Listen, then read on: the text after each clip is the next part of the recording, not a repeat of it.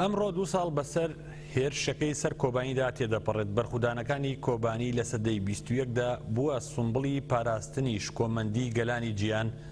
بابزین ئەو بەرخودانە چۆن هاتە ئارا و فەرمون با پێکەوە گوێبیست و بینەری ئەم دۆسەیە بین. ڕۆژی 2 مانگی حوتی ساڵی 2014 چەتەکانی داعش لە جەرابلووسەوە هێرشیان کردە سەر کۆبانی و دەیانویست بەو شێوەیە شۆڕشی ڕۆژاوای کوردستان کە لەو شارە دەستی پێکردبوو لەناوبەرن.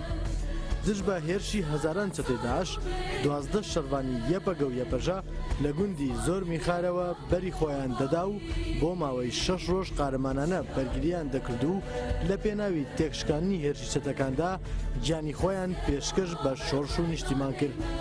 پاشەوەی چەتەکانی داعش گوندی زۆر میخارەیان داگیر کرد، هێرشیان کردە سەر گوندی ئەفدیکۆ و لە 8 تەموزی هەمان ساڵدا داگیران کرد.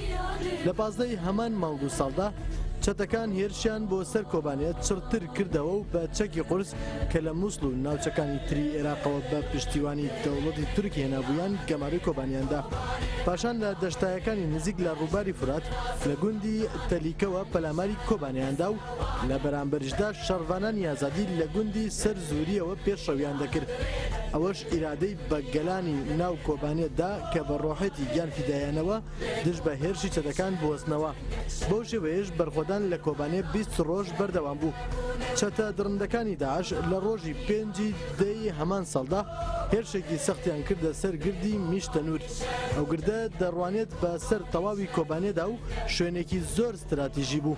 شەڕوانانی ئازادیش کە ژمارەیان 27 شەڕوان بوو بەسکی برسی و بەتیونەتی ڕوبەڕووی هێرشی سەختی چەتەکان بوونەوە و لەسەر ئەو گردە داستانی قارەمانەتیان لە مێژوی مرۆڤایەتیدا نووسیەوە. ئارین میرکان یەک بوو لەو شەڕوانانە و دوای ئەوەی بینی 16 شەڕوانی هاوسەنگەری شەید بوون بە بەرخۆدانی گیانفیدایانەی خۆی بوویە سیمبۆلی بەرخۆدانی کۆبانێ. شەڕوانانی ئازادیش بەڵێنیان بە ئارین میرکاندا کە شەڕی کۆڵان بە کۆڵانی چەتەکانی داعش بکەن و کۆبانێت لە چەتەکان پاک بکەنەوە و بیکەنە گۆڕستانی چەتەکانی تاریکی. پاشەو بەڵێنش کچان و کوڕانی کورد ماڵ بە ماڵ کەوتنە جەنگەوە لەگەڵ چەتەکانی تاریکیدا. لەو کاتەشدا ڕێبەری گەلانی کوردستان عەبدوڵڵا ئۆجەلان بانگەوازی هەرەوەزی لە گەلی کورد کرد بۆ ڕزگارکردنی کۆبانێ. گەلانی کوردستانیش بەدەم بانگەوازی ڕێبەرەکەیانەوە هاتن لە باکوور ڕۆژهەڵات و ڕۆژاوا و تورکیا و ئەوروپاوە بە هەزاران کەس بەرەو کۆبانێ بەڕێکەوتن. لە تاراوگەش بە ملیۆنان کەسدا کەوتنە کۆڵانەکان و دژ بە هێرشی چەتەکان بۆ سەر کۆبانێت چالاکیان ئەنجامدا. لە سەرهەڵدانی ڕۆژانی 6 و 7 مانگی دا 40 کەس لەلایەن ئارتەشی داگیرکەری تورکەوە شەهید کران و دوجار بەرخۆدانی مێژوویانەی کۆبانێک کە لە جیهاندا دەنگیدایەوە ڕۆژی 1 مانگی 11 ساڵی 2014 بۆ دیاری کرا و ئەو ڕۆژە بە ڕۆژی کۆبانێ ناسێنرا. لە کۆتایی ڕۆژەکانی مانگی 11 ساڵی 2014دا هەنگاو بە هەنگاو شەڕوانانی یەپەگە و یەپەژە پێشڕەویان دەکرد و داستانی قارەمانێتیان دەنووسیەوە.